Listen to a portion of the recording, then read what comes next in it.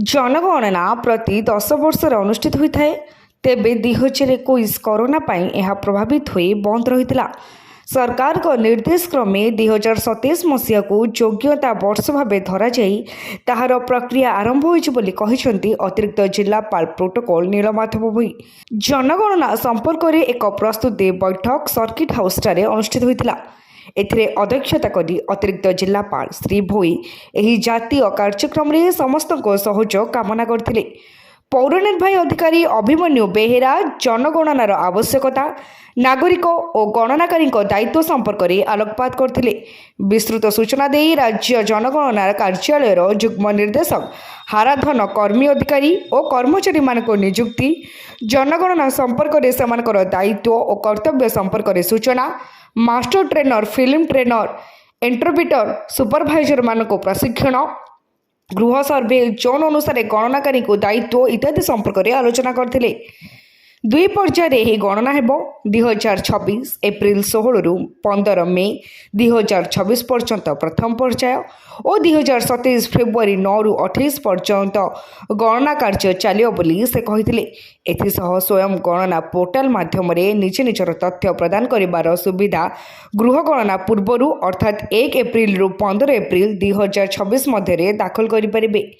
सठिक जनसंख्या गणना विभिन्न आकलन द्वंद्व दूर करी जनसंख्यार एक निर्णायक सरकारी गणना पाइबा, बयस, लिंग, शिक्षा, साक्षरता, धर्म, भाषा एवं वैभाविक स्थिति समेत जनसंख्या गठन उपर तथ्य संग्रह, विश्लेषण एवं प्रकाशन करने संपर्क में यह गणना सहायता करथाय।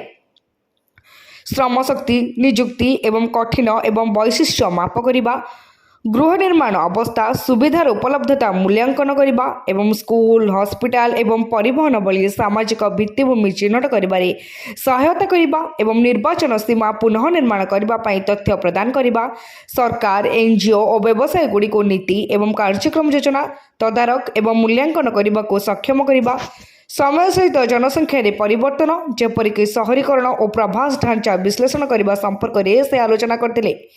एही बैठक में उपजिलापाल राजकिशोर जेना, सूचना और लोकसंपर्क उपनिर्देशक संतोष कुमार सेठी, जनगणनार सहकारी निर्देशक तथा नोडाल ऑफिसर चंद्रमोहन महांत, परिसंख्यान अनुध्यानकारी विजय कुमार साहू, जिलार समस्त तहसीलदार तथा चार्ज ऑफिसर, अतिरिक्त तहसीलदार तथा अतिरिक्त चार्ज ऑफिसर, सहकारी जिलापाल दिव्यज्योति जेना प्रमुख उपस्थित थे।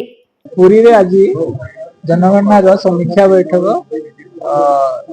जिलापाल अध्यक्षता अनुष्ठित हो जाइए।